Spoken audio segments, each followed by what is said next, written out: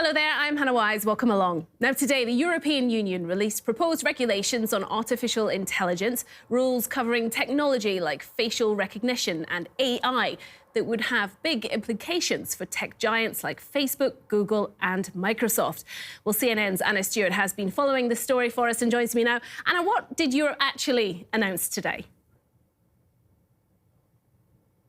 Well, a hell of a lot, actually. There were two major publications, both with rather boring names, actually. The White Paper on Artificial Intelligence and the European Data Strategy Proposals. Sounds boring, all actually rather interesting if you read through it. This is really a starting point for how Europe sees the future of its digital sector, the single market of digitalness. And we're looking at future regulations and rules. When we look at AI, it wasn't just about maximising the benefits for European industry and businesses on artificial intelligence. It was actually also looking at the risks and challenges that they pose. And that's, of course, something we all talk a lot about when we see artificial intelligence potentially breaching human rights and so forth. So one of the interesting parts was they're going to launch a debate on how facial recognition should be used in public spaces for uses of the general public. At what sort of level should it be used without people knowing? That sort of thing was rather interesting. And then, of course, as you mentioned in your introduction there was the big one in terms of the US tech firms, because data sharing takes a really central role in the future for the European data strategy. The idea here that big tech firms can't hold on to all of the data that they gather within Europe. They might be forced to share it to help smaller, medium-sized businesses and European businesses. A quote from the report, it says, it should be available to all, whether public, private, startup or giant. Now, this feels like a swipe at the big US tech firms. And also in the press conference, Thierry Breton, who is the commissioner in charge overseeing digital, actually said that he feels that the EU lost the first battle when it came to personal data, lost that battle to all the big US tech firms. He says this is the second battle, the battle for non-personal data, data that is useful for industry. And he says the battlefield will be in Europe. So how is this all being received? I mean, everyone's talking about this big effort from Europe because they don't have big tech. I mean, is this really an opportunity for Europe and European business? I mean, it will certainly be met with exasperation, I would imagine, in Silicon Valley as ever. The EU continues to slap fines on big US tech firms and always takes the lead when it comes to digital and tech regulation. We saw that in 2018 with GDPR, protecting EU citizens' rights to their data and how it's being used. Again, that was met by huge exasperation by all sorts of businesses that operate in the EU. So we're seeing that being done again. In terms of the EU and their strategy here, they are often accused of slapping big fines on American tech firms in the name of antitrust. And that will be part of the story here, I imagine, the narrative around it, particularly from the States. Margrethe Vestager, who's the Commissioner for Antitrust Issues, actually spoke about the fines that she has slapped on various tech firms in the past, in recent months and years. And she said that the idea behind data sharing and this latest proposal will be it doesn't just slap a penalty on a tech firm, it prevents them from getting market dominance in the first place. So, yes, I imagine we'll continue to talk about the US tech firms versus the EU. But the EU would say, at least they're saying today, that this is all about just the future for the EU and making sure that digital and tech works for consumers, for businesses, for industry and for Europe. Hannah? All right, we'll leave it there. Anna Stewart, thank you very much indeed. So Europe may not have big tech, but it certainly has tried to lead the way when it comes to regulating it. I caught up with Joanna Bryson, Professor in Ethics and Technology at Hertie School, who just happened to be in Brussels today to find out if this is a real opportunity for Europe. Well, I think it's really important to discriminate between data and AI. So you can lead an artificial intelligence without a lot of data. It's sort of one of the myths that there's this Rumpelstiltskin effect, that if you have a lot of data, you spin it and it comes out with AI gold. But in fact, machine learning is a statistical process. So more data doesn't necessarily mean more intelligence. Right, exactly. It isn't about more data. It's about sort of interesting data. It's about how much variation there is out there.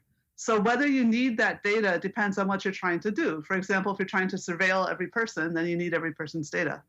But anyway, the other part of this is this point about AI that's business to business. And this is something that the EU has a lead on. America and China have both been very oriented towards surveilling consumer capitalism, the advertising thing. which isn't necessarily negative surveilling. I don't mean to be too mean about it. But anyway, every time they've tried to do business to business, they failed. Whereas the EU has a real lead in terms of dealing with people who are different and plugging them together and helping them come together. So yes, I think it is plausible to think of this as an advantage. I just don't like to hear it described as a data advantage. It's an AI advantage. And what about a competitive advantage? I mean, does this offer opportunities for Europe that wouldn't necessarily be available to China or the United States? Well, yeah, that's such an interesting question, too. First of all, people worry that we're losing competitions because we don't have these giant companies that we can't control. Right? That's not evidence that we're doing a bad job. The fact that the European economy, taken as a whole, the combined EU area of economies is spectacularly strong, is why everybody jumped in and said, yeah, okay, we're going to obey the GDPR because we care about your market. You guys have a lot of money. You have rich, well-educated, interesting citizens. We want to be able to work with them. And so we're already doing a good job. We are competitive, and this is something that can make us more competitive.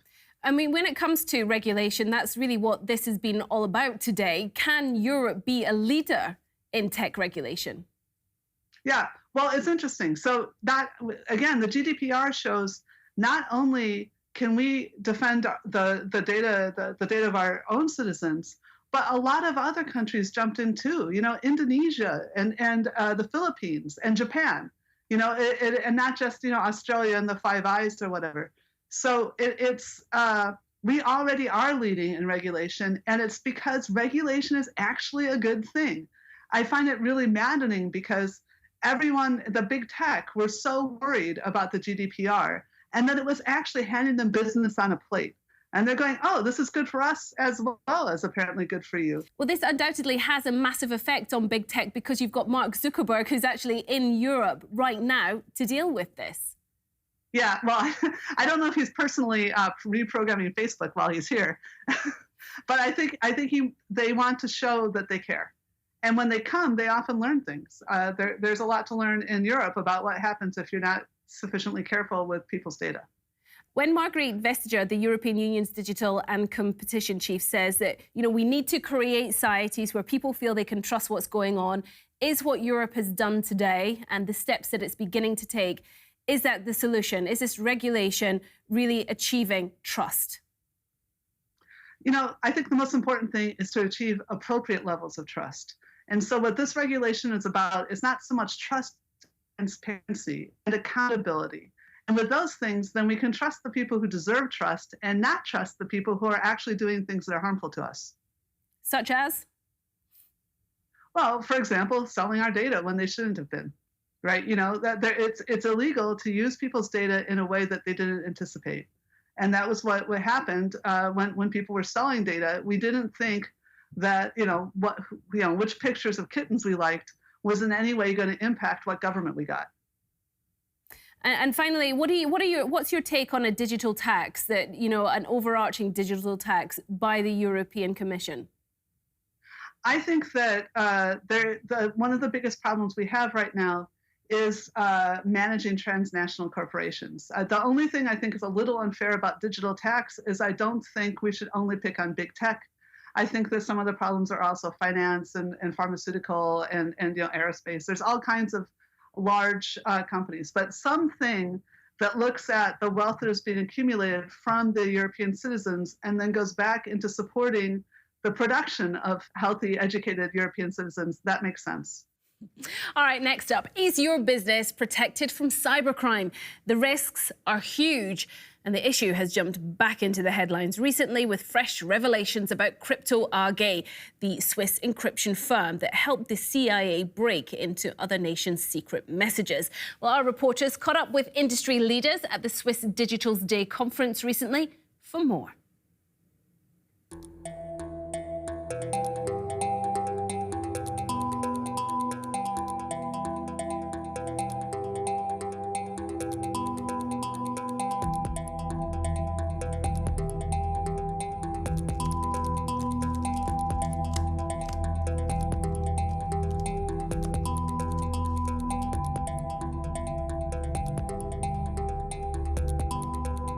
So it's quite a range of threats today. I think the majority of threats remain criminal.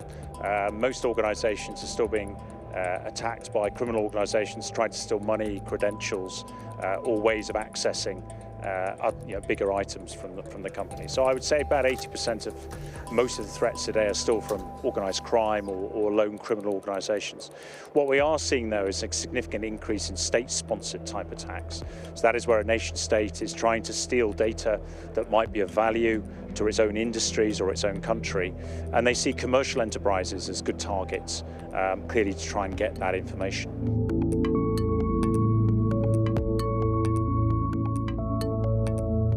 Most companies need to think about basic protection.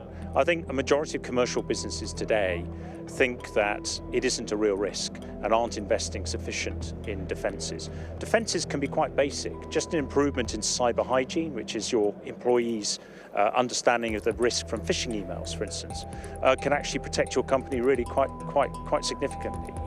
I would argue that an investment in good training and education of your workforce can reduce the risks by 80%. The remaining 20% of risks that you probably then face in the company are about building basic good security into your IT.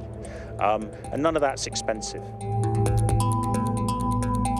Some laws, some regulations are changing to try and promote better cybersecurity standards, and we have those regulations in place now in Europe. I think a lot of this, though, is about making sure that the boards of businesses are taking this seriously and are investing the right attention in the problem.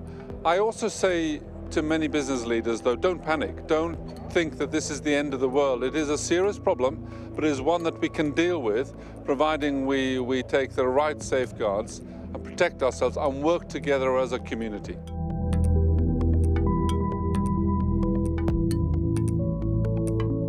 If we look at the nation states that are of concern, they have actually made, for example, technologies part of their leadership platform, part of their plan.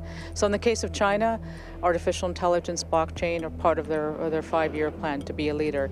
And those are examples where you have to say, well, that's part of their strategy, meaning to say that's going to ripple down to private industry. So in the particular case, we need to be able to say, it's a partnership. I think the big companies and even the smaller companies, they should work together with the politicians, and the stakeholders should understand that we really have to fight together. Actually, it's a two-way process. We can feed back to governments a lot of insight on the risks that we're seeing to things like global trade. And I think the governments can then work better to help us protect ourselves as well. So I think it's a relationship that we've got to continue to build, but it's a relationship that both parties gain from. As the death toll from coronavirus tops 2,000, its effects are still being felt around the world, from major conference cancellations to businesses like Apple, Adidas, Puma, all saying the virus is having a direct impact on their businesses. Well, joining me now is Matt Layton, our sports correspondent. And with all these cancellations, Matt, I'm starting to ask questions, and I'm wondering if we could see bigger cancellations, such as the Tokyo Olympic Games in July, for example. Well, it's certainly the question on pretty much everyone's lips as far as the media concerns. 155 days to go, and the IOC could, in theory, leave it up to about 14 days to go.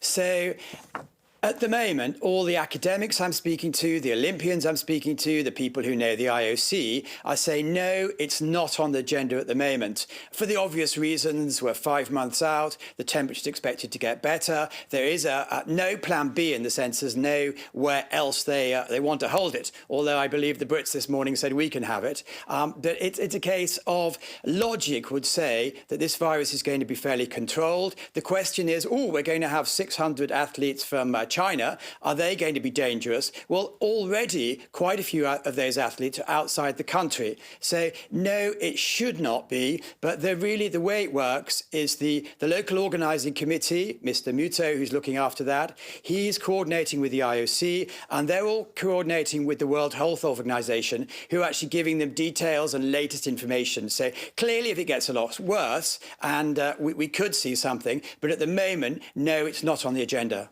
Okay, well, the Olympics is 5 months away, as you pointed out, but this is already having an impact on various other sports. What are you hearing?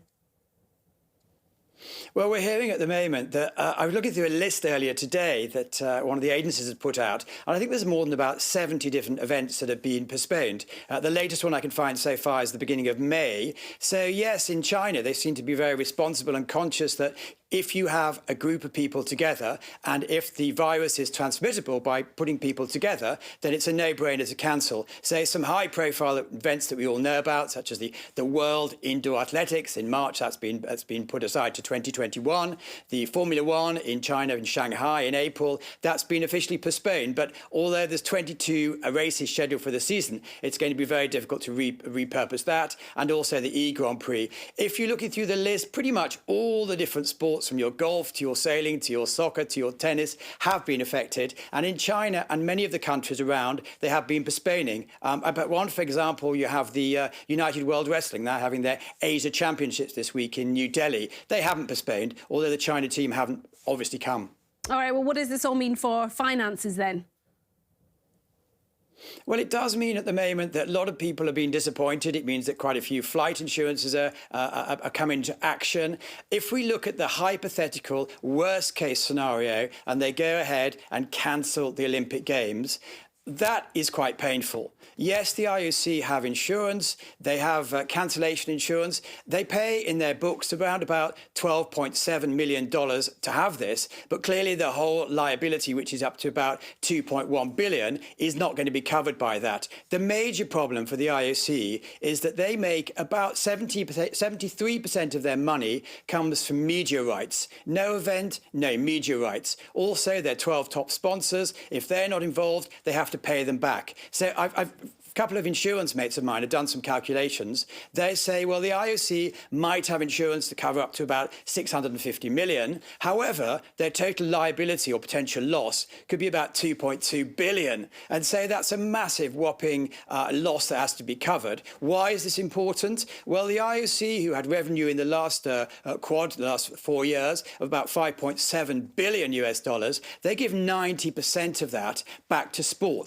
Some of it directly to fund individual athletes, some for learning. A lot go back to international federations who run the sports, and lots of grassroots. So it really affects all the sports, apart obviously from tennis and golf and footy, which cover themselves. Switzerland as well, we could have a bit of a dip in the GDP. So the massive, there's huge implications if the worst case scenario would happen, but that's a long way out at the moment. OK, well, you can get involved in today's news by checking out our social pages. We're on Instagram, Twitter, Facebook and LinkedIn. Whatever your comment, it's always great to hear from you. And don't forget, everything's also on our website. There's the address there, cnnmoney.ch. And we'll see you tomorrow. Bye-bye.